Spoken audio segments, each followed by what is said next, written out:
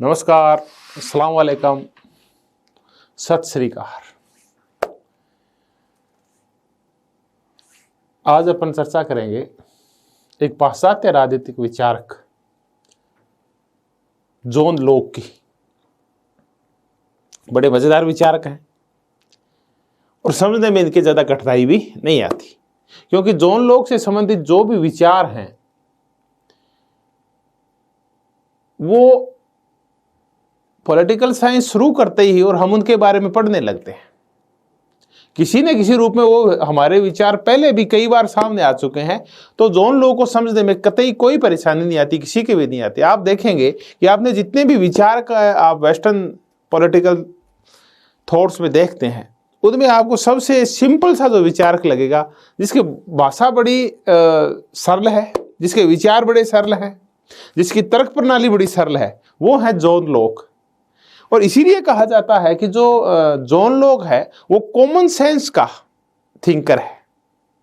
Common sense का thinker है कि हर एक व्यक्ति कॉमन सेंस से उसको समझ सकता है। जैसे अपने को होब्स समझना हो तो उसका वैज्ञानिक भौतिकवाद, यांत्रिक भौतिकवाद बड़ा दिक्कत आती है उसको समझने में, या फिर अपने को कार्ल मार्क्स समझना हो या हेगल समझना हो तो हेगल का फिलोसॉफी है, उसका जो मेटाफिजिक्स है, उनको समझने में बड़ी दिक्कत आती है। उनका जो तत्व मीमांसा है उसको समझने में दिक्कत आती है। लेकिन जॉन लॉक के साथ ऐसी कोई प्रॉब्लम नहीं है। तो ऐसे सिंपल से, साधारण से, मजेदार से राजनीतिक विचारक जॉन लॉक की मैं आपसे चर्चा करने वाला हूं।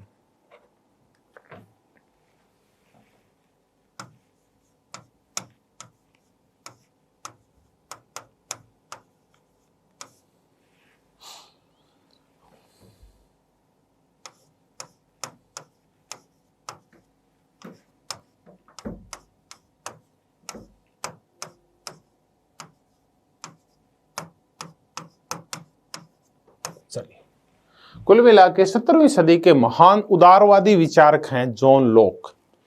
देखिए, लॉक ब्रिटिश के रहने वाले थे। समरसेट एक जगह है ब्रिटेन में, वहां जॉन लॉक पैदा हुए थे। ठीक घर के थे और जीवन में कुछ संघर्ष तो इनके जरूर था। वो था तात्कालिक राजनीतिक व्यवस्था के परिवर्तन की सोच को लेके, उस व्यवस्था के विरोध को लेके। तो जॉन लॉक थे वो मूलतः प्यूरिटन थे, और इस प्यूरिटन होने की वजह से उनकी जो विचार प्रणाली है वो थोड़ी ज्यादा जनतंत्र समर्थक थी राजतंत्र की बजाय। वो ज्यादा जन अधिकारों पे बल देने वाली थी, ज्यादा तार्किक थी। तो इस वजह से जॉन लॉक के जीवन में एक दो बार कष्ट आए, जॉन लॉक को देश भी छोड़ना पड़ा। तो इन सब मुद्दों को लेते हुए और हम आगे की चर्चा की शुरुआत करते हैं।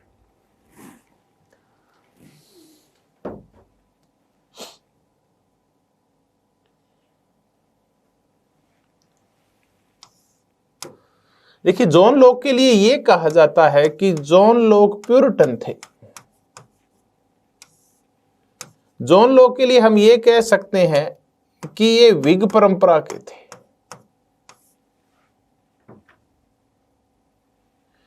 जॉन लॉक के लिए हम ये कहते हैं कि ये गौरवपूर्ण क्रांति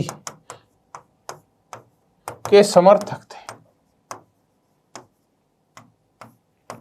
हम शुरुआत में पहले इन चीजों को समझते हैं और फिर आगे बढ़ते हैं। पहले हम प्यूरिटन्स कौन है, विग्स कौन है और गौरवपूर्ण क्रांति क्या है, इनको आपस में कोरिलेट करके और समझने की कोशिश करते हैं। देखिए, जब होब्स की चर्चा चल रही थी तब भी मैंने प्यूरिटन्स की चर्चा की थी।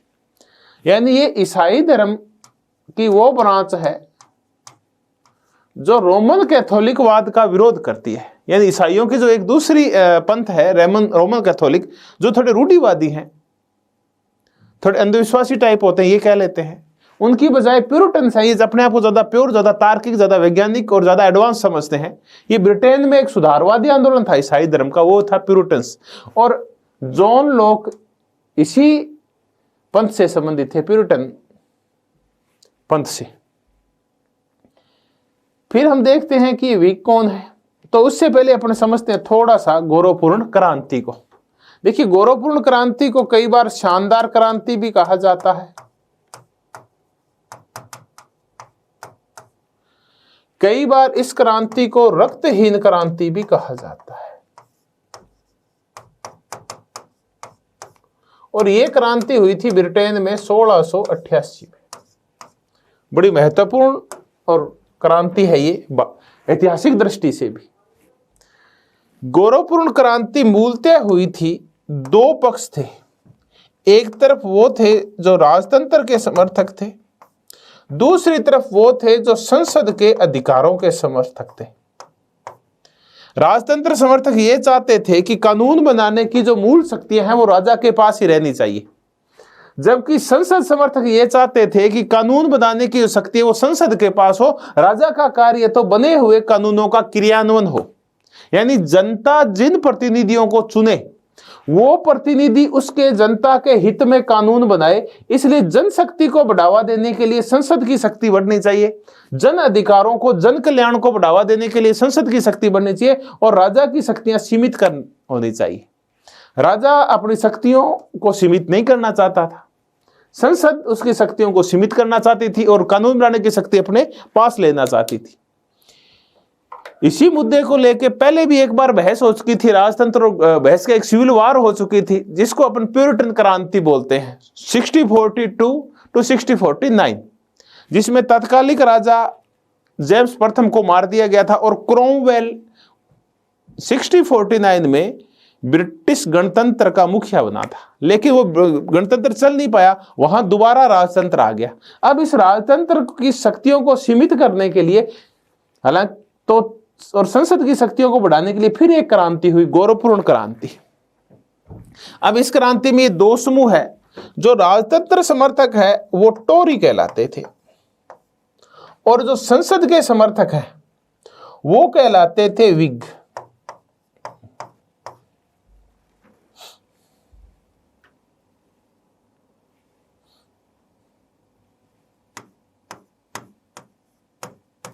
वो विग कहलाते थे। ये प्रतीकात्मक रूप में वो बड़े विग पहनते थे, ये टोरी थे, यानी टोर से चलते थे। ऐसा मान लेते हैं पर याद करने के लिए, ये टोरी है और ये विग है। तो विग थे वो संसद की शक्तियों के समर्थक थे, और टोरी थे वो राजतंत्र की शक्तियों के समर्थक थे। इन दोनों के मध्य ये क्रांति हुई। इस क्रांति में जो जीत हुई वो विग्स की हुई। जो तत्कालिक राजा था चार्ल्स द्वितीय, उसको सत्ता छोड़नी पड़ी, तो राजा ने सत्ता छोड़ दी, उसको देश छोड़ना पड़ा। और चूंकि राजा को मारा नहीं गया, बहुत ज्यादा खून नहीं बहा, शांतिपूर्ण तरीके से संसद ने शक्तियां अपने पास ले ली कानून निर्माण की, और राजा ने स्वेच्छा से देश छोड़ दिया। तब हम कहते हैं कि यह क्रांति रक्तहीन क्रांति है। देखिए, परिवर्तन भी हो गया और रक्त भी नहीं बहा, इसलिए इसको शानदार क्रांति या गौरवपूर्ण क्रांति भी कहा जाता है। ये जब क्रांति हुई तो तात्कालिक राजा ने देश छोड़ दिया, और उसकी जगह फिर उसकी बेटी मेरी और उसके पति विलियम ऑफ ऑरेंज, उनको फिर गद्दी पे बिठाया गया। और गद्दी पे बिठाया गया उनको 1688 में, और फिर 1689 में उनसे यह कहा गया कि आप साइन कीजिए बिल ऑफ राइट्स के ऊपर। बिल ऑफ राइट्स का तात्पर्य है जन अधिकारों का एक बिल था कि जनता को क्या अधिकार होंगे। उस बिल ऑफ राइट्स के ऊपर फिर जो नए राजा और रानी बने थे उन्होंने हस्ताक्षर कर दिए। संसद की शक्तियां बढ़ गई, जन अधिकारों की शक्तियां बढ़ गई, और इस क्रांति ने राजनीति विज्ञान के इतिहास में कुछ नई चीजों का आगाज किया। और एक जो सबसे महत्वपूर्ण चीज जो गौरवपूर्ण क्रांति की वजह से आई, वो आई सीमित संप्रभुता।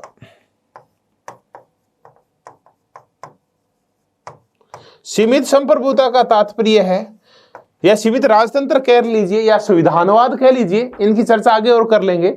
यानी अब राजा की शक्तियां थी वो निरंकुश नहीं थी, राजा के पास अब एब्सोल्यूट पावर नहीं थी, बल्कि राजतंत्र की शक्तियां, राज्य की शक्तियां सीमित कर दी गई थी। जन अधिकारों के द्वारा शक्तियां सीमित कर दी जाती है। देखिए अपने देश में देखते हैं, क्या अपने देश में जो सरकारें हैं, चाहे वो राज्य सरकारें हैं, केंद्र सरकारें हैं, क्या उनकी शक्तियां मनिच्छित हैं क्या वो किसी भी शक्ति का प्रयोग कर सकती है क्या?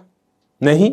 अपने देश में जो लोकतांत्रिक सरकार है उसकी शक्तियां हमारे संविधान के द्वारा सीमित कर दी गई है।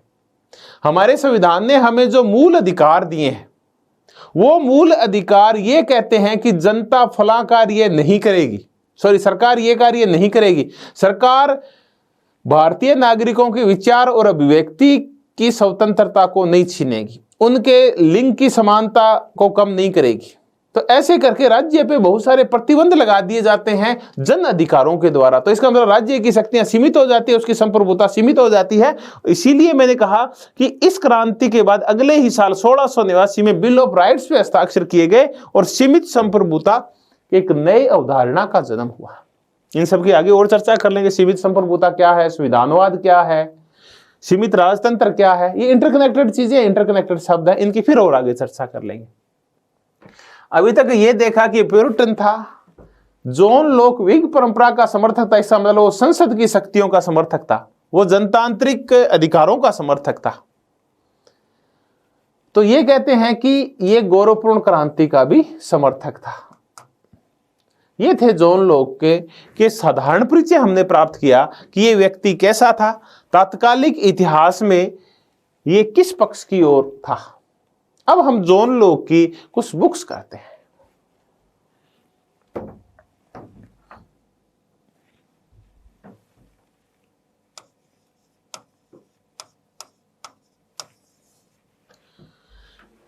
देखिए, जॉन लॉक ने जो पहला क्या मतलब जिसके महत्वपूर्ण जो पहला लेख है वो है an essay concerning human understanding. ये लेख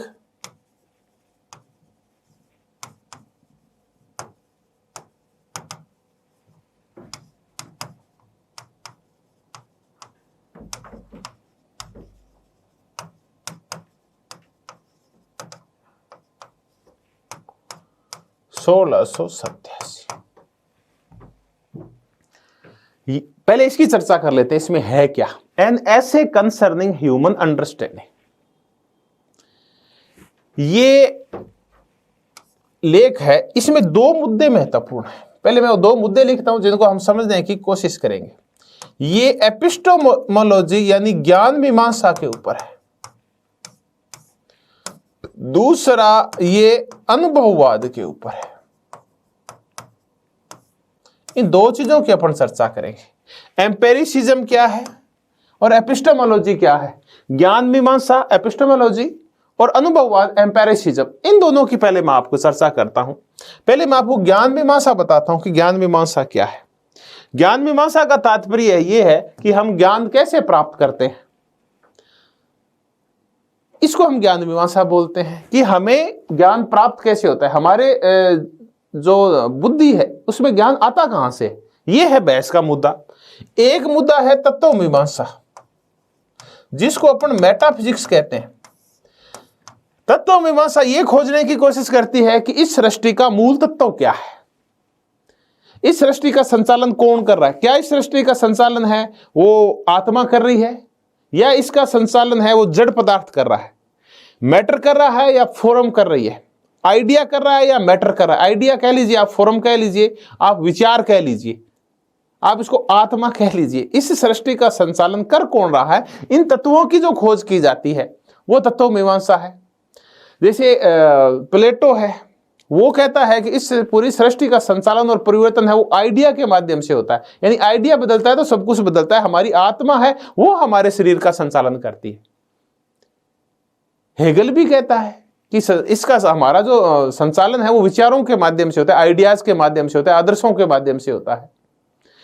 जबकि इनके उल्टे हैं, होब्स है, कार्ल मार्क्स है, ये कहते हैं नहीं, इस संसार में जो मूल तत्व है वो भौतिक है, हर चीजें यंत्र की तरह चलती है, तो वो भौतिकवाद के समर्थक है। हालांकि हेगल इस मुद्दे के ऊपर बहस नहीं करता, तत्व मीमांसा के ऊपर ये बहस है वो मैंने कहा होब्स नहीं करता, हेगल और कार्ल मार्क्स इसके ऊपर जरूर बहस करते हैं। तो खैर हम इन दोनों को भी ले लें, तत्व मीमांसा की चर्चा करें। मेटाफिजिक्स क्या कहती है, मेटाफिजिक्स कहती है कि दो चीज है, या तो फॉर्म इस संसार का संचालन कर रहा है या मैटर कर रहा है। हेगल कह रहा है कि फॉर्म करता है, विचार करता है, आत्मा ही संसार का संचालन कर रही है। और कार्ल मार्क्स ये कह रहा है कि नहीं नहीं, ये सारे कार्य है ये जड़ पदार्थ कर रहे हैं, मैटर कर रहा है। खैर, ये थी तत्व मीमांसा। ये है जो बताती है कि सृष्टि का मूल तत्व क्या है। देखिए, इस मूल तत्व का पता करने के लिए इसका अनुभविक अध्ययन नहीं हो सकता। ये तो पराभौतिक चीजें हैं, इस पर तो बहस की जा सकती है, क्यों दिखाई तो देती नहीं है जड़ पदार्थ कैसे संचालन हो रहा है, कौन संचालन कर रहा है। तो ये है, ये तो पराभौतिक चीजें है, पराभौतिक बहस है। मुद्दा ये है कि इसका मुद्दा हो सकता है कि हम ज्ञान कैसे प्राप्त करते हैं। ये एपिस्टेमोलॉजी है, ये मेटाफिजिक्स है, ये एपिस्टेमोलॉजी है। ये हमारी बुद्धि में ज्ञान आता कैसे, हम सीखते कैसे हैं। तब एक मजेदार चीज आती है। जॉन लॉक कहते हैं कि हम अनुभव से सीखते हैं, एम्पेरिसिज्म, यानी हमारी जो ज्ञानेंद्रियां हैं इनके माध्यम से हमें ज्ञान प्राप्त होता है। हमें त्वचा से यह पता चलता है कोई चीज गर्म है या ठंडी है, ये ज्ञान मिल गया। आंखों से देख के हम अनुभव करते हैं, हम जीभ से स्वाद का अनुभव करते हैं। तो जैसे जैसे हमारे अनुभव बढ़ते जाएंगे हमारा ज्ञान भी बढ़ता जाएगा। यानी ज्ञान वही है जो हमने ज्ञानेंद्रियों से प्राप्त किया है। तो ज्ञान का आधार है वो अनुभव है। तब हम कई बार मजाक में कहते हैं कि देखिए, जो ज्ञान मिलता है वो बादाम खाने से नहीं मिलता बल्कि बचीड़ खाने से मिलता है। तो आप बादाम खाएंगे या बचीड़ खाएंगे। तो जितना आप घूमेंगे फिरेंगे, जितना आप चीजों को देखेंगे, जितना महसूस करेंगे, जितना आप चखेंगे, यानी भांति भांति के जितने आपके अनुभव होते जाएंगे आपका ज्ञान उतना ही ज्यादा होता जाएगा।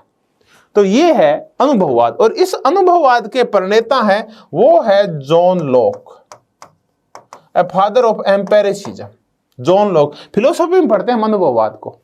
जॉन लॉक का एक बड़ा महत्वपूर्ण शब्द है टेबुला रासा।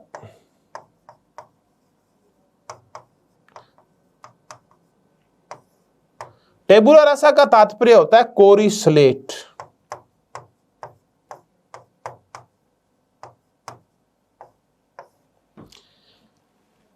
इसका तात्पर्य यह है कि जब हमने जन्म लिया था हमारी बुद्धि में पहले से कोई प्रत्यय नहीं था, कोई आइडिया नहीं था, कोई विचार नहीं था। ये सब हमने बाद में प्राप्त किया। जैसे जैसे हमें अनुभव होते गए वैसे वैसे हमने प्राप्त किया। तो हमारे जन्म के समय हमारी जो बुद्धि थी वो कोरी स्लेट थी। बाद में इसमें जो ज्ञान रूपी अक्षर लिखे गए वो फिर अनुभवों के द्वारा लिखे गए। तो अनुभवों से हमें मिलता है ज्ञान। तो ये टेबुला रासा या कोरी स्लेट का कई बार सुविधा पूछते हैं कि ये कोरी स्लेट या टेबुला रासा की शब्दावली, इसका संबंध जॉन लॉक से है। वो कहते हैं कि हमारी बुद्धि टेबुला रासा होती है, कोरी स्लेट होती है, फिर अनुभव होते जाते हैं, इसके ऊपर अक्षर लिखे जाते हैं, ज्ञान होता जाता है, अनुभवों के द्वारा ज्ञान बढ़ता जाएगा। ये है अनुभववाद। इस अनुभववाद का उल्टा एक मैटर और चलता है। अनुभववाद का उल्टा और है। अनुभववाद का जो उल्टा है वो है बुद्धिवाद।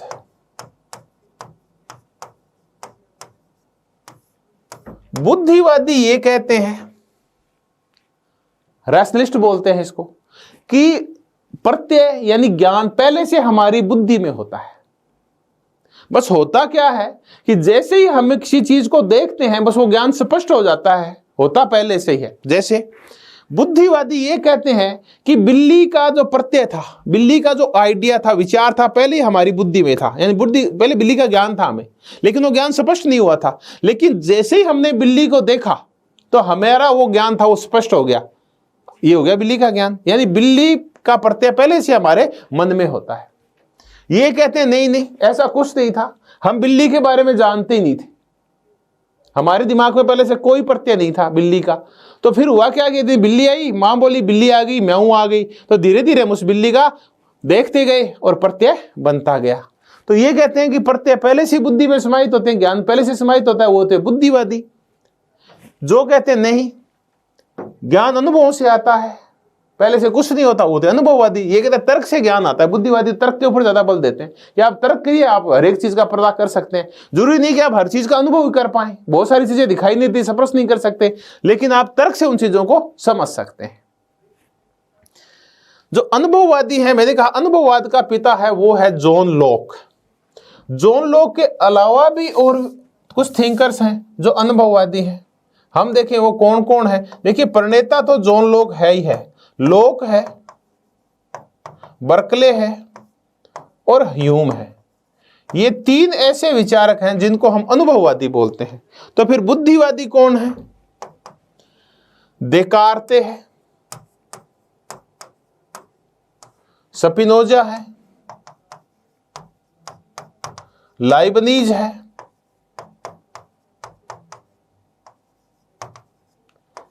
लाइबनीज। ये तीनों विचारक हैं जो बुद्धिवादी हैं। देखिए, आपके जितना याद रह जाए उतना ठीक है।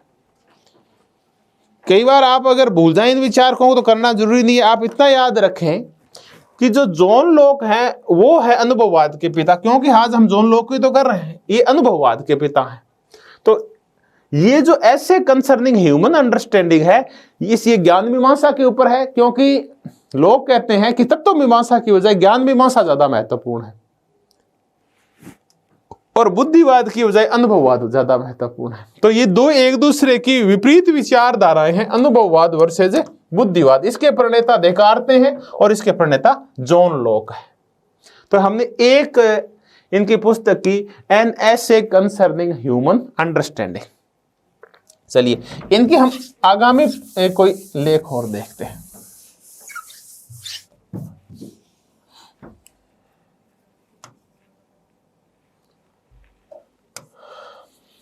लेटर ऑन टॉलरेंस, सहिष्णुता पर निबंध। लेटर ऑन टॉलरेंस एक पुस्तक ये है इनकी, ये आई, सॉरी ये भी एक निबंध, ये लेख है 1689 में। ये अंतरात्मा की स्वतंत्रता के ऊपर है कि हम हर एक धर्म के प्रति सहिष्णु रहें, टॉलरेंस रखें, सभी धर्मों की समान इज्जत करें। आप अपने धर्म को मानिए, लेकिन बाकी धर्मों की भी आप समान रूप से इज्जत कीजिए। तो ये है सहिष्णुता पे निबंध लिखा गया है। फिर इनकी जो सबसे महत्वपूर्ण पुस्तक है, जो इनके जिसमें राजनीतिक विचार समाहित है, वो है Two Treatises on Civil government.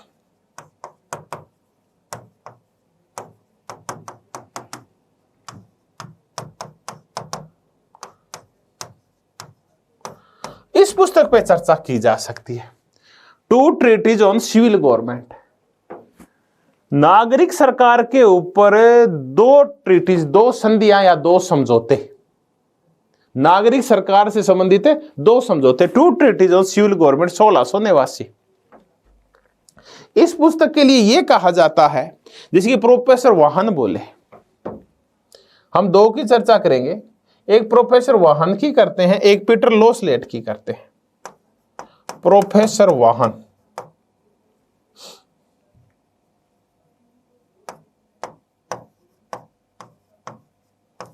कई बार इनको प्रोफेसर सीधा ही लिख देते हैं, है नहीं लगा के प्रोफेसर वाहन लिख देते हैं।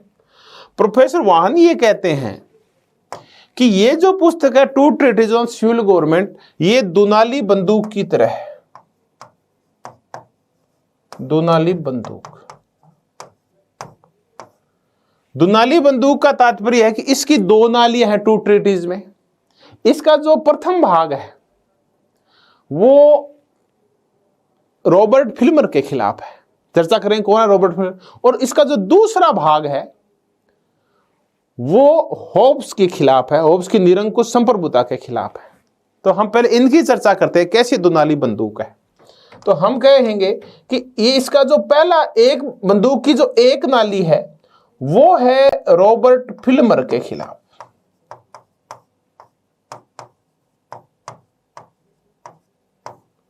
और दूसरी है वो होब्स के तरफ है। यानी एक नाली, दुनाली बंदूक की एक नाली रॉबर्ट फिल्मर और दूसरी होब्स की साइड में।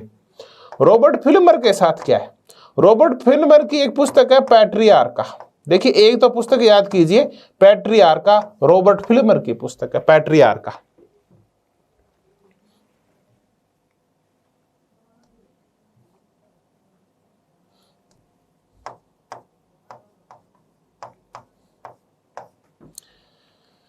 ये जो पैट्रियार्क का फिल्म है, सॉरी पुस्तक है, ये दो चीजों का समर्थन करती है। यानी रॉबर्ट फिल्मर जो समर्थक हैं, जो इनकी पैट्रियार्क का पुस्तक है, उसमें दो चीजों का समर्थन किया गया है।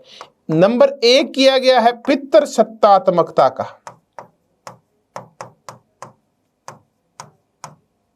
पितृसत्तात्मकता, और जो दूसरा है वो है राज्य की देवीय सत्ता, डिवाइन थ्योरी ऑफ किंगशिप, देवीय सत्ता। इसका तात्पर्य है राजा है वो देवताओं की देन है। रॉबर्ट फिल्मर कहते हैं अपनी पुस्तक पैट्रियार्का में कि ये जो संसार जब पैदा हुआ, जो पहला राजा बना एडम, वो एक पुरुष था और फिर उत्तराधिकारी उसके सारे पुरुष आए। दूसरा वो ये कहता है कि एडम को देवताओं ने पैदा किया था इस संसार में राज करने के लिए। तो राज्य की जो उत्पत्ति हुई है, राजा की जो उत्पत्ति हुई है, वो देवीय उत्पत्ति है, यानी राज्य देवताओं के द्वारा पैदा किया गया है।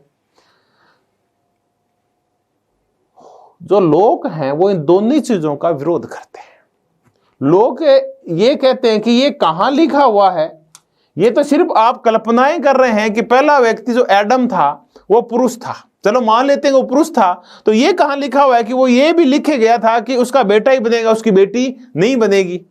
तो एक तो उसका पितृसत्तात्मकता का विरोध किया इस पुस्तक में, टू ट्रीटिज ऑन सिविल गवर्नमेंट। दूसरा देवीय सत्ता, कि देवताओं ने सत्ता सौंपी है। जॉन लोग कहते हैं ऐसा नहीं है, राज्य का निर्माण लोगों ने आपसी सामाजिक समझौते से किया है। तो राज्य एक कृत्रिम इकाई है, न कि देवताओं के द्वारा पैदा की गई इकाई। इसे देवताओं ने नहीं बल्कि वहां रहने वाले नागरिकों ने पैदा किया है। तो ये तो रॉबर्ट फिल्मर का विरोध है। दूसरा इसमें जो विरोध किया गया है वो थॉप्स की निरंकुश सत्ता का विरोध किया गया। थॉप्स ने जिस निरंकुश संप्रभुता की चर्चा की है, लेवियाथन को जो शक्तियां सौंपी है, जॉन लोग उसका विरोध करते हैं। थॉप्स की निरंकुश संप्रभुता का,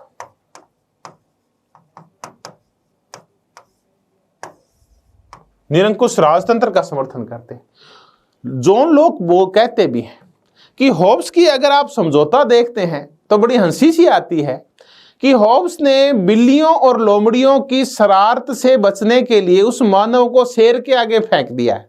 कि होब्स का मानव क्या है, कि होब्स का मानव शेर और बिल्लियों के झगड़े से तो डरता है और उनसे बचने के लिए फिर वो शेर का निर्माण कर लेता है। यानी लोग एक दूसरे के खिलाफ हिंसा करते हैं, उससे बचने के लिए वो क्या करते हैं, लेवियाथन का निर्माण कर लेते हैं और सारे अधिकार लेवियाथन को सौंप देते हैं।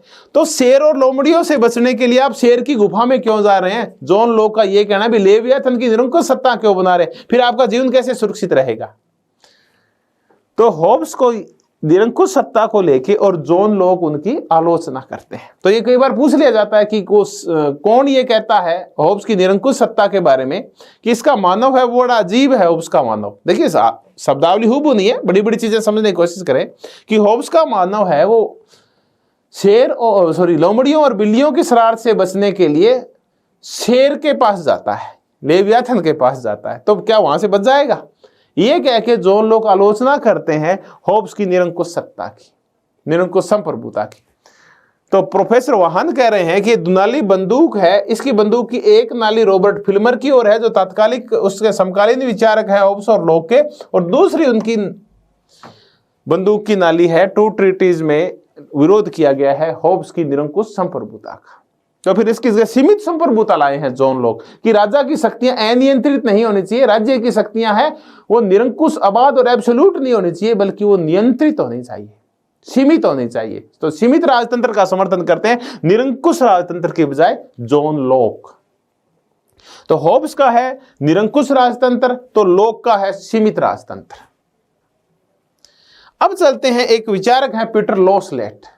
पीटर लोसलेट कहते हैं नहीं, ये जो Two Treatises on Civil Government है ये रॉबर्ट फिल्मर के खिलाफ तो है लेकिन होब्स के खिलाफ है नहीं है। चलिए थोड़ा सा हमने विरोध कर दिया प्रोफेसर वाहन का और ये विरोध किया है पीटर लोसलेट ने।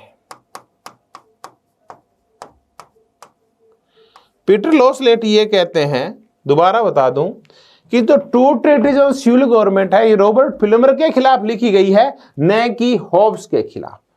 तो पीटर लॉसलेट प्रोफेसर वान की इस बात से एग्री नहीं है कि ये फिल्मर और हॉब्स दोनों के खिलाफ है। लॉसलेट तो कहते हैं ये सिर्फ फिल्मर के खिलाफ है, हॉब्स के खिलाफ नहीं है।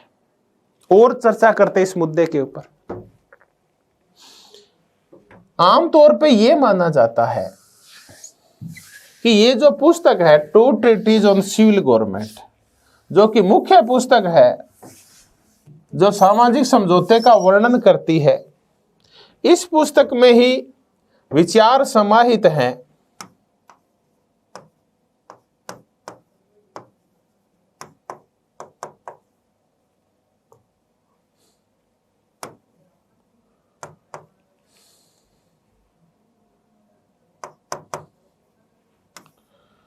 यानी ये Two Treatises on Civil Government में जॉन लॉक के राजनीतिक विचार है, इसी में वर्णित है उसका सामाजिक समझौता, और उसके राज्य से संबंधित विचार इसी पुस्तक में वर्णित है।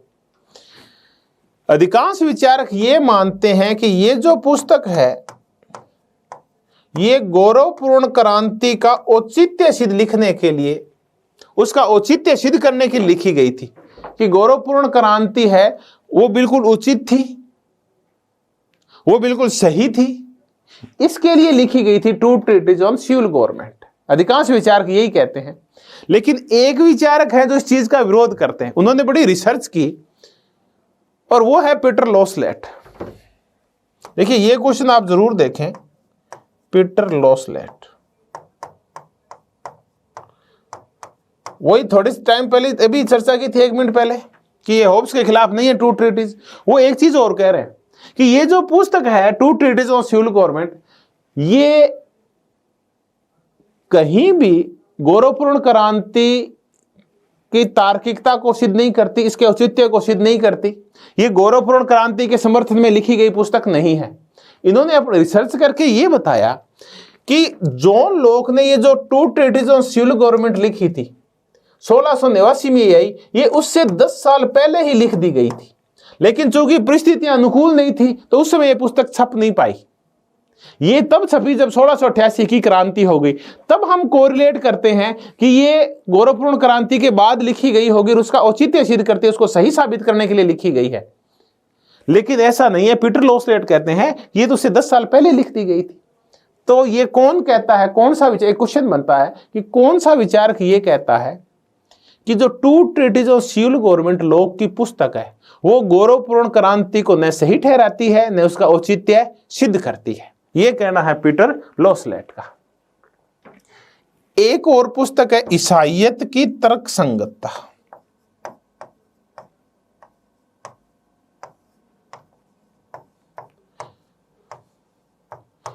रिजेम्बलेंस ऑफ क्रिश्चियनिटी, ये एक और पुस्तक है उनकी। इसमें ईसाई धर्म की नैतिकता के बारे में वर्णन किया गया है, वो कैसे तार्किक है। कुल मिला के हम ये कह सकते हैं कि जॉन लॉक है वो पूर्णतः धर्मनिरपेक्ष नहीं रह पाए, बल्कि वो हॉब्स की तरह धर्मनिरपेक्ष नहीं है, बल्कि वो ईसाइयत को ज्यादा तर्क संगत मानते हैं औरों की बजाय, इसको ज्यादा नैतिक मानते हैं, ज्यादा नीतिपरायण मानते हैं और ज्यादा एथिकल मानते हैं ईसाई धर्म को। तो ये ईसाइयत की तर्क संगतता को साबित करने के लिए लिखी गई है। तो हमने एक और पुस्तक है law of nature. Law of nature भी इनकी एक पुस्तक है। लेकिन हमें जो मुख्य पुस्तक याद रखनी है वो एक तो लिखना है लेटर ऑन टॉलरेंस, एक Two Treatises in Civil Government, ये तो सबसे महत्वपूर्ण पुस्तक है इनकी। इसका सन भी याद करें 1689 में आई थी। तो आज हमने 4 पुस्तकें की इनकी। An essay concerning human understanding जो अनुभववाद पर लिखी गई है, लेटर ऑन टॉलरेंस जो धार्मिक सहिष्णुता का वर्णन करती है, Two Treatises of Civil Government जो कि सामाजिक समझौते का वर्णन करती है, और ये ईसाइयत की तर्क संगतता का वर्णन करती है। इस पुस्तक का नाम भी यही है, इसको ज्यादा अच्छा और तर्क संगत मानती है। इन पुस्तकों की चर्चा के बाद अब हम लोग का जो राजनीति विज्ञान में योगदान है उसकी चर्चा करते हैं कि क्या योगदान है जॉन लॉक का।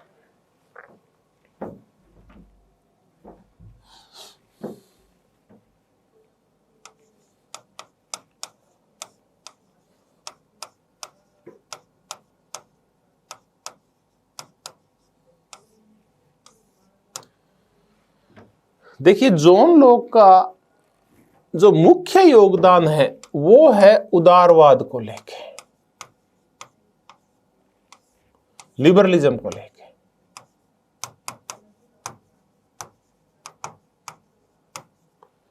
आगामी जो हमारी चर्चा है, जो जॉन लॉक के इसी उदारवाद के चारों ओर केंद्रित होगी, यानी चर्चा का मुख्य बिंदु हमारा उदारवाद ही होगा। देखिए, जॉन लॉक अनुभववाद का पिता है, ये हमने कर लिया, अभी बताया थोड़ी देर पहले। जॉन लॉक को सामान्य बुद्धि, कॉमन सेंस का विचार कहा जाता है, ये मैंने आपको बताया। इसकी बातें सबके आसानी से समझ में आ जाती है, इसके तो तर्क है वो आसानी से समझ में आ जाते हैं। हम ये भी कहते हैं कि जॉन लॉक उदारवाद का पिता है, यानी जो शुरुआती उदारवाद था, जिसको अपन नकारात्मक उदारवाद भी बोलते हैं, जिसको अपन क्लासिकल लिबरलिज्म भी बोलते हैं, उस उदारवाद का पिता था जॉन लॉक।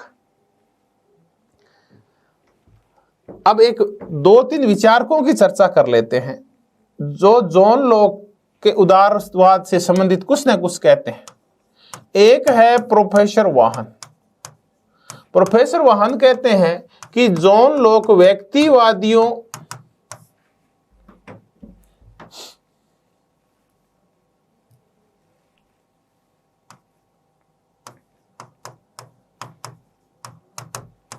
के शिरोमणि है, यानी ये व्यक्तिवादी हैं।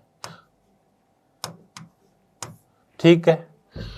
दूसरे विचारक हैं C.B. मैकफर्सन, ये कनाडा के हैं, समकालीन विचार कनाडा के। C.B. मैकफर्सन कहते हैं कि ये अंग्रेजी उदारवाद के प्रणेता हैं। एक विचारक और है प्लेमेताज। प्लेमेताज ये बोलते हैं कि हमारे युग के महान उदारवादियों में ये प्रथम है।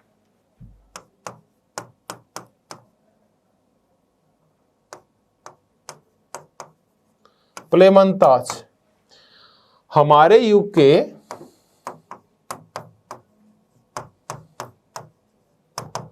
महान उदारवादियों में प्रथम।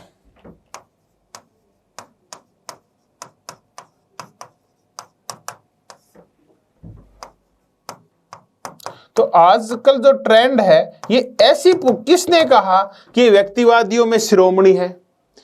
किसने ये कहा? माफी चाहूंगा,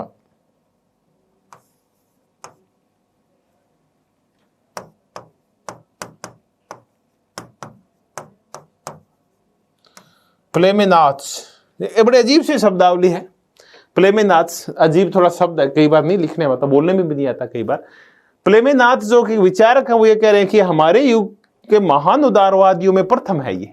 वाहन कहते हैं व्यक्तिवादियों के श्रोमणी है। मैकफर्सन कहते हैं कि अंग्रेजी उदारवाद के प्रेरक है ये।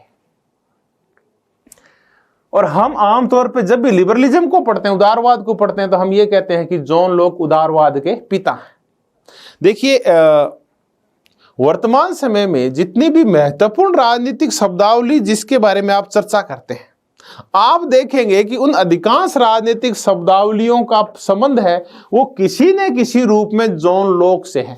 यानी आधुनिक युग में जिन राजनीतिक शब्दावलियों, जिन राजनीतिक अवधारणाओं का विकास हुआ, शब्दावली नहीं अवधारणा भी कहेंगे उनको, जिन राजनीतिक अवधारणाओं का विकास हुआ उनका कहीं न कहीं संबंध जरूर जॉन लॉक के साथ है। तो हम देखते हैं कि जॉन लॉक जो उदारवाद का प्रणेता है, उदारवाद का पिता है, वो कैसे उन आधुनिक अवधारणाओं का जनक भी है। बहुत सारी ऐसी आधुनिक अवधारणाएं हैं जिनका जन्म जॉन लॉक को कहते हैं, और इन सब का संबंध उदारवाद से है। इसलिए एक एक करके उन शब्दावलियों को मैं आपको समझाना शुरू करता हूं कि वो ऐसी कौन कौन सी शब्दावलियां हैं जिनके लिए हम ये कह सकते हैं कि इनका संबंध जॉन लॉक से है। क्या योगदान है जॉन लॉक का उदारवाद में और राजनीतिक अवधारणाओं के क्षेत्र में, एक एक करके चर्चा की शुरुआत करते हैं। हम ये कहते हैं कि जॉन लॉक व्यक्तिवाद लेके आया। पहले लिख लेते हैं, फिर एक एक करके समझा दूंगा। फिर हम ये कहते हैं कि जॉन लॉक हस्तक्षेप का विचार लाया। फिर हम ये कहते हैं कि जॉन लॉक पूंजीवाद का विचार लाया। फिर हम ये कहते हैं कि जॉन लॉक रात्रि प्रहरी राज्य का विचार लाया।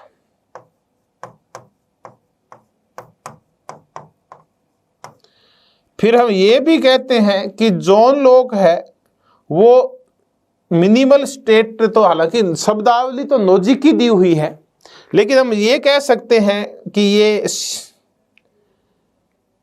संक्षिप्त राज्य का या मिनिमल स्टेट है, इसका भी विचार ये लेके आया। ये शब्दावली देखिए नोजिक की दी हुई है मिनिमल स्टेट, लेकिन मैं बताऊंगा कि इसका संबंध जोन लोक से पहले था। चलिए फिर और तरह और क्या देन है। जोन लोक लेके आया सीमित संप्रभुता। जोन लोक के विचारों से ही आया, हम कह सकते हैं कि ये संविधानवाद के भी समर्थक थे। ये समर्थक थे विधि के शासन के, रूल ऑफ लॉ के। ये समर्थक थे शक्ति पृथक्करण के।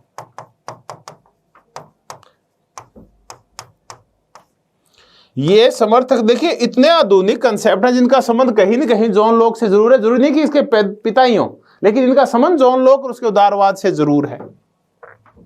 ये समर्थक हैं बहुमतवाद के।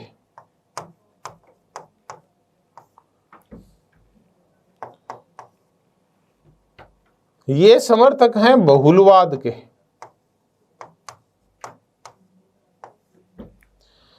और एक चीज और उछले ऊपर लिख देता हूं मैं, प्रतिनिधियात्मक शासन के।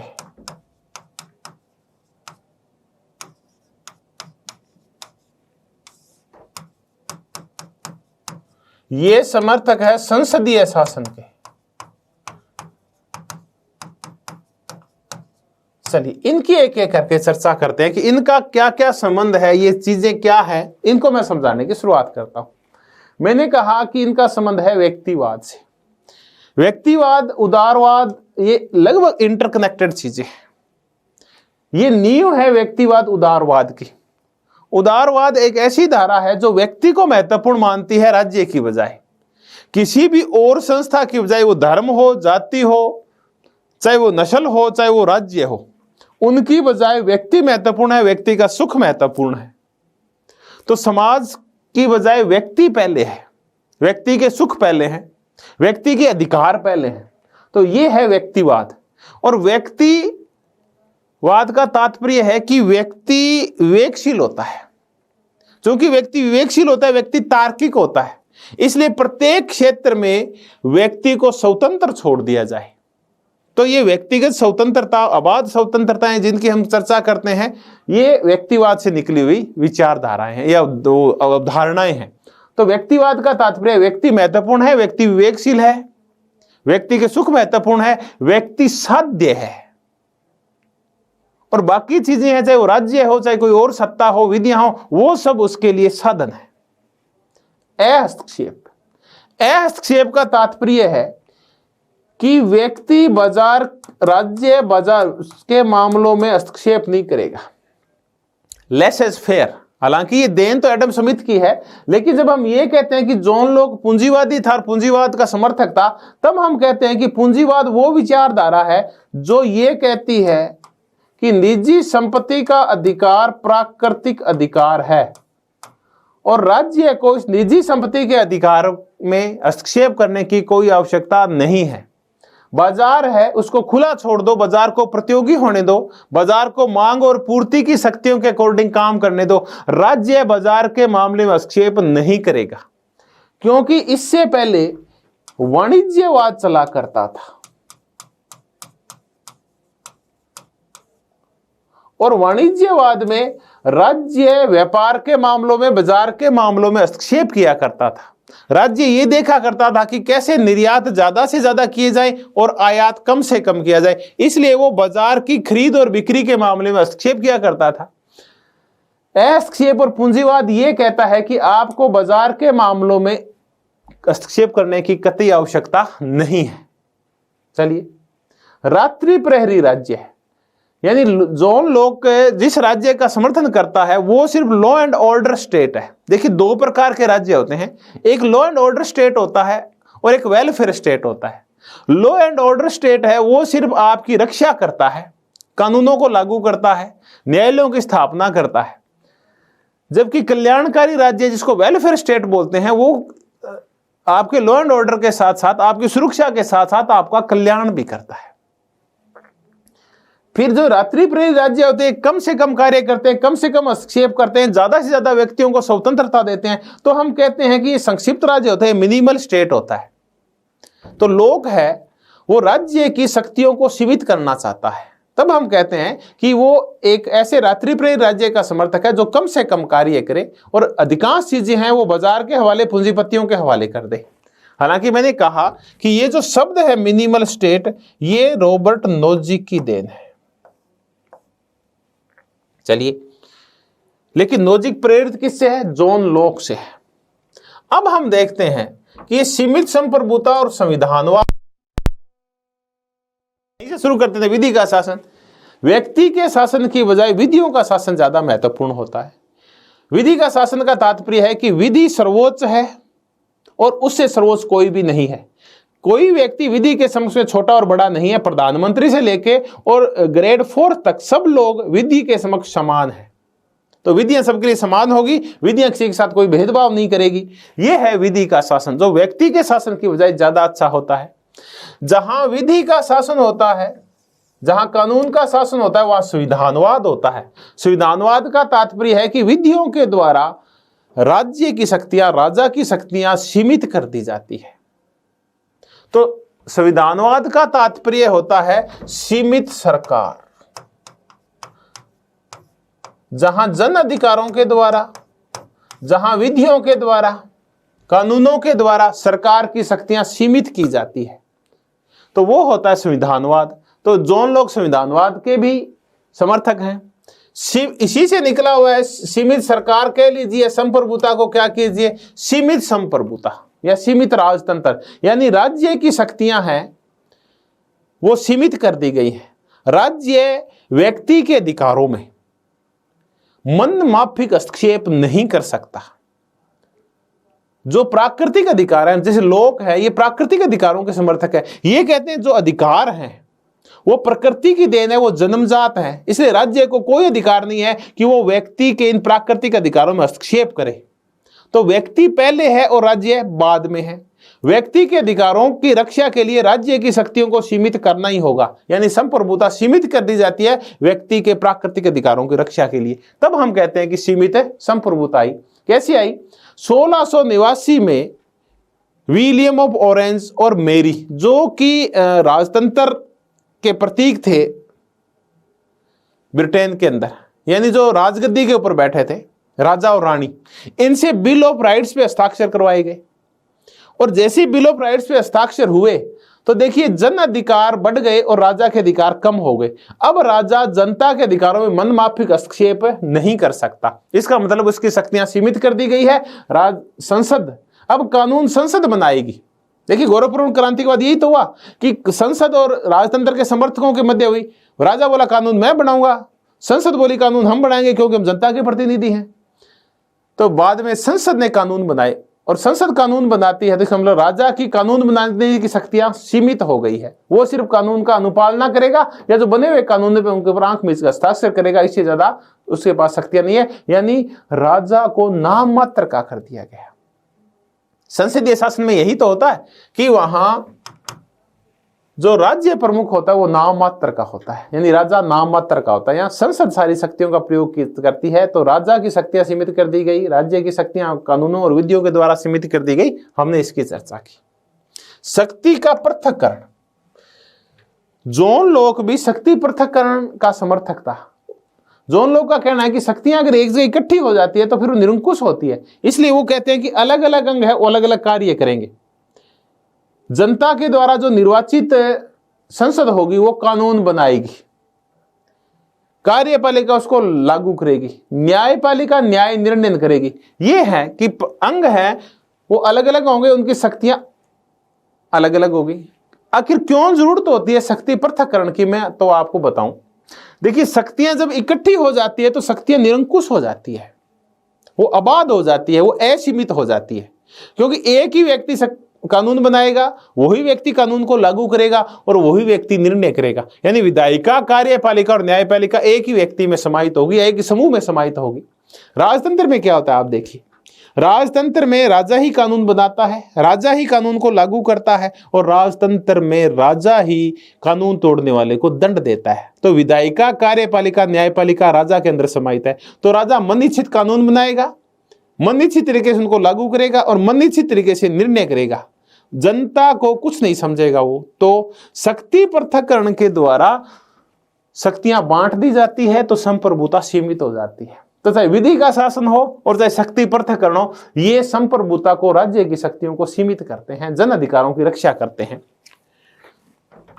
चलिए हम अब चर्चा कर रहे हैं बहुमतवाद की, और एक हम लिख रहे हैं बहुलवाद। देखिए बड़े दो अलग अलग शब्द हैं। ये तो है प्लूरलिज्म, बहुलवाद होता है प्लूरल। आप पता है एक वचन बहुवचन पढ़ते होंगे, सिंगुलर प्लूरल पढ़ते हैं, तो बहुल होता है प्लूरल। ये है प्लूरलिज्म, ये है बहुमतवाद, बहुसंख्यकवाद, मेजोरिटिज्म। मैं इन दोनों की चर्चा करता हूं, ये दो अलग अलग शब्द हैं। देखिए बहुमतवाद या बहुसंख्यकवाद। देखिए आप ये बताइए, जो लोकतंत्र वोटों की गिनती के ऊपर आधारित होता है उसमें बहुमतवाद होता है। जिस राजनीतिक दल को, जिस व्यक्ति को ज्यादा वोट मिलेंगे वो जीतेगा। कानून है वो भी संख्या बल के ऊपर आधारित होते हैं। जिस पक्ष में ज्यादा का लोग होंगे वो कानून बनेगा, और जिस पक्ष में लोग कानून कम होंगे वो कानून नहीं बनेगा। देखिए संसद में कैसे कानून बनते हैं। संसद में कोई भी कानून जब बनता है तो बहुमत देखा जाता है। देखिए मान लेते हैं कि भारतीय संसद की संख्या वो एक बार 100 मान लेते हैं, लोकसभा की संख्या। अब 51 लोग जिस साइड होंगे वो कानून बनेगा, तो इसका मतलब बहुमतवाद होता है। कौन जीतता है? जो ज्यादा वोट लेता है। कानून किसके पक्ष में बनते हैं? जिस पक्ष में लोग ज्यादा होते हैं। तो ये होता है बहुमतवाद। तो लोक ये कहता है कि जो सरकार बनेगी वो बहुमत के आधार के ऊपर बनेगी, और अगर सरकार को बदलना भी होगा तो बहुमत बदलेगा, अल्पमत ये काम नहीं कर सकता। एक मुद्दा आता है कि लोक को हम कहते हैं कि क्रांतियों का दार्शनिक है। देखिए बड़ी मजेदार चीज है, हालांकि वो रेडिकल नहीं है ये थोड़ा, कि ये क्रांतियों का दार्शनिक है। जॉन लोक है वो। कैसे है? जॉन लोक कहता है कि सरकार को बदला जा सकता है। देखिए राजतंत्र के समय में ऐसी बातें करना कि सरकार को बदला जा सकता है बहुत बड़ी बात थी उस समय। तब हम कहते हैं कि ये क्रांतियों का समर्थक है, क्रांतियों का दार्शनिक है जॉन लोक। जॉन लोक कहता है जो क्रांति करेंगे यानी सरकार बदलेंगे वो अल्पसंख्यक नहीं, कम संख्या के लोग नहीं, बल्कि ज्यादा जब संख्या हो जाएगी वो लोग सरकार को बदलेंगे। तो लोकतंत्र में यही तो होता है, जिस राजनीतिक दल के समर्थन में ज्यादा संख्या में लोग होते हैं उनकी सरकार होती है, उन्हीं के समर्थन में कानून बनते हैं। इसको बोलते हैं बहुमतवाद, बहुसंख्यकवाद या मेजोरिटिज्म। दूसरा होता है बहुलवाद, यह है प्लूरलिज्म। बहुलवाद का तात्पर्य है कि संस्थाएं जितनी ज्यादा होगी, लोगों के अधिकार, लोगों की स्वतंत्रताएं और लोगों की जो विकल्प की क्षमताएं उतनी ज्यादा होगी। तो एक लोकतंत्र में बहुत सारी संस्थाएं होनी चाहिए जो जनता को राजनीतिक कार्यों में भाग लेने के लिए ज्यादा मौके देती है। देखिए अपने देश में उस व्यवस्था की बात करते हैं जब राजतंत्र था या अंग्रेजों का तंत्र था, जब हम गुलाम थे। तो देखिए कोई विधायिका नहीं थी, कोई कार्यपालिका नहीं थी, कोई न्यायपालिका नहीं थी। अगर थी भी तो नाम मात्र की थी, वो अंग्रेजों के काले कानूनों के द्वारा शासित थी। जनता को इनके कार्यों में भाग लेने का अधिकार नहीं था, जनता सिर्फ मूक दर्शक थी अंग्रेजों के समय। राजतंत्र में ऐसा ही होता है। अपने यहां जब राजतंत्र था तो न विधायिका थी, न कार्यपालिका थी, न पंचायती राज था, न नगर पालिकाएं थी। यानी ये जनता की भाग लेने की जो संस्थाएं हैं, जन भागीदारी की संस्थाएं बहुत ज्यादा होनी चाहिए। जितनी ज्यादा जन भागीदारी की संस्थाएं होगी, जनता उतनी ही ज्यादा सक्रियता पूर्वक भागीदारी कर पाएगी, राजनीतिक मामलों में हस्तक्षेप कर पाएगी, राजनीतिक मामलों को समझ पाएगी, अपने हितों को देख पाएगी और अपने अधिकारों के प्रति सचेत रहेगी। तो लोकतंत्र की एक विशिष्टता होती है कि इसमें बहुलवाद होता है। तो जॉन लोक भी बहुलवाद का समर्थक था कि बहुत सारी राजनीतिक संस्थाएं होनी चाहिए जिसमें जनता का प्रतिनिधित्व हो। तो इसका भी समर्थक था। फिर हम कहते हैं कि प्रतिनिधियात्मक शासन। प्रतिनिधियात्मक शासन का तात्पर्य है कि जो कानून बनाएंगे वो राजा नहीं बनाएगा, बल्कि जनता के द्वारा निर्वाचित प्रतिनिधि बनाएंगे। हमारे यहां भी प्रतिनिधियात्मक लोकतंत्र है, प्रतिनिधियात्मक शासन है अपने देश में भी। हम यहां खुद कानून नहीं बनाते, बल्कि हमने कानून बनाने के लिए जनहित में कानून बनाने के लिए, सर्वहित में, लोकहित में कानून बनाने के लिए हम एमएलएज का चुनाव करते हैं, हम एमपीज का चुनाव करते हैं, हम नगर निकायों के प्रतिनिधि चुनते हैं, हम ग्राम पंचायतों के प्रतिनिधि चुनते हैं, पंचायती राज के प्रतिनिधि चुनते हैं। तो अपने यहां भी, देश में भी प्रतिनिधियात्मक शासन है जिसका समर्थक लोक ने किया था। और फिर है लोक संसदीय शासन का समर्थक है। जॉन लॉक ये कहता है कि कानून बनाने की शक्ति जनता के प्रतिनिधियों के पास हो जो कि संसद में बैठते हैं। तो देखिए, हमने जॉन लॉक को देखा कि जॉन लॉक कितने सारे आधुनिक विचारों का समर्थन करता है। उदारवाद है, व्यक्तिवाद है, पूंजीवाद, कम से कम कार्य करने वाला राज्य, फिर सीमित संप्रभुता, संविधानवाद, इन सब का समर्थक है जॉन लॉक। और यही जान है उदारवाद की। तो इन सब का समर्थक होने की वजह से हम ये कहते हैं, प्रोफेसर वाहन कहते हैं कि व्यक्तिवादियों के शिरोमणि है। सीबी मैकफरसन ये बोलते हैं कि अंग्रेजी उदारवाद के प्रारंभिक प्रणेता है। और प्लेमेनाथ ये बोलता है, प्लेमेनाथ, कि ये उदारवादियों में प्रथम महान व्यक्ति हैं ये जॉन लॉक। तो ये आपने समझ लिया कि जॉन लॉक हैं ये किस रूप में आधुनिक विचारों के समर्थक हैं, आधुनिक अवधारणाओं के समर्थक हैं, अधिकांश अवधारणाओं के, और कैसे ये उदारवाद के हम पिता कहते हैं। इन सब की हमने चर्चा की। अब उदारवाद, जो प्रारंभिक उदारवाद था, प्रारंभिक उदारवादी हैं, चाहे वो जॉन लॉक है, चाहे वो हर्बर्ट स्पेंसर हैं, चाहे वो एडम स्मिथ जैसे लोग हों जो अर्थशास्त्री हैं, चाहे वो थॉमस पेन जैसे लोग हों, जेफरसन हो अमेरिका के, चाहे वो हैमिल्टन हो।